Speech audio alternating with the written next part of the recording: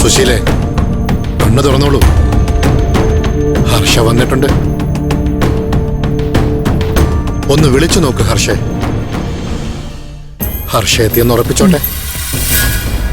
Anti, കണ്ണു തുറന്നു. ഇവിടെ ഇപ്പൊ ഞാനും ഡോക്ടർ മാത്രമേ ഉള്ളൂ.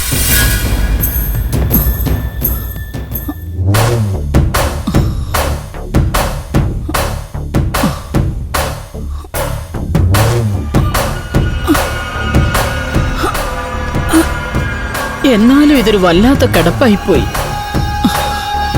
എനിക്ക് പുറത്തിറങ്ങാറായില്ലേ ഹർഷേ? ആഹാ, ഇതുവരെ സീരിയസ് ആയിട്ട് കിടന്ന ആളല്ലേ, പെട്ടെന്ന് ചാടിപ്പോവാൻ പറ്റുമോ ആന്റി? നാളെയെങ്കിലും ഇവിടെ നിന്ന് ഡിസ്ചാർജ് വാങ്ങി പോണം. വീട്ടിൽ റെസ്റ്റ് ചെയ്യാമെന്ന് പറഞ്ഞാൽ മതി. മാനേജ്മെന്റിന് കൂടുതൽ റിസ്ക് എടുക്കാൻ പറ്റില്ലെന്ന് പറഞ്ഞിരിക്കുകയാണ്. പെട്ടെന്ന് പേയ്മെന്റ് അങ്ങ് അടച്ചാല് മെഡിക്കൽ റിപ്പോർട്ട് ഞാൻ എഴുതി വെച്ചേക്കാം. പിന്നെ ആർക്കും ഒരു ഡൗട്ടും ഉണ്ടാവില്ല. നിങ്ങൾ സംസാരിച്ച ഒരു തീരുമാനമെടുത്തിട്ട് പറഞ്ഞാൽ മതി.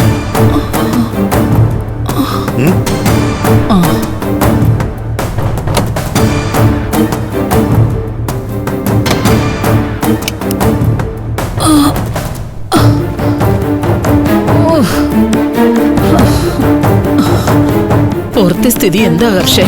കല്യാണം നടന്നില്ലല്ലോ അല്ലേ? ഇല്ല, പക്ഷേ അത് ആന്റിക്ക് അറ്റാക്ക് വന്ന് ഹോസ്പിറ്റലായതുകൊണ്ടൊന്നും അല്ലേ. പിന്നെ ആന്റി ഇവിടെ അഡ്മിറ്റ് ആയ അതേ രാത്രിയില് ജീവൻ രാജി തുരുത്തിന്ന് വരുമ്പോ വള്ളം മറിഞ്ഞവനെ കാണാതായി. ആ, അവനെ ആസിഫ തുരുത്തിന്ന് വിളിച്ചോണ്ട് വന്നത്. അതും സുശീലാന്റെ ആവശ്യപ്പെട്ടിട്ടാണെന്ന് അവൻ പറഞ്ഞു. അയ്യോ, ഇത് ചതിയാണല്ലോ ഹർഷേ. അല്ല, ജീവനെ പിന്നെ കണ്ടുകിട്ടിയില്ലേ? ഇല്ല, ഇതുവരെ ഡെഡ് ബോഡി പോലും കിട്ടിയിട്ടില്ല. ആന്റി ആസിഫിനെ വിളിച്ചിട്ടില്ലെന്ന് എനിക്കറിയാം. പിന്നെ ആരായിരിക്കും ആന്റി ആ ദൗത്യം അവനെ ഏൽപ്പിച്ചത്? എനിക്കറിയില്ല ഹർഷേ. എന്റെ പേര് പറയാൻ പറഞ്ഞതിലും അതിലെന്തോ കെണിയുണ്ട് ഹർഷേ. അവന്റെ പിന്നിൽ ആരാണെന്ന് അവന് മാത്രമേ പറയാൻ പറ്റൂ. പിന്നെ ആസിഫ് ഇതേ ഹോസ്പിറ്റലുണ്ട്. ആണോ? ഇവിടെ വെച്ച് അവൻ ആന്റിയുടെ പേര് പറഞ്ഞത്. ഓ, എല്ലാരും ഇപ്പൊ സത്യം എന്താണെന്ന് അറിയാൻ ആന്റി കണ്ണു തുറക്കുന്നത് കാത്തിരിക്കേ. എന്റെ മക്കൾക്ക് എന്നെ എന്തെങ്കിലും സംശയമുണ്ടോ ഹർഷേ?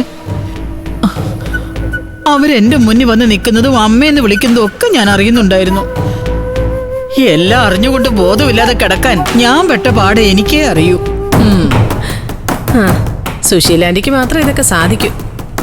ഓസ്കാർ ജേതാവ് തോറ്റുപോകുന്ന അവനെയല്ലേ ആന്റി ഇതുവരെ കാഴ്ചവെച്ചോണ്ടിരുന്നത്. നിനക്ക് തമാശ, എനിക്ക് ധർമ്മസങ്കടം.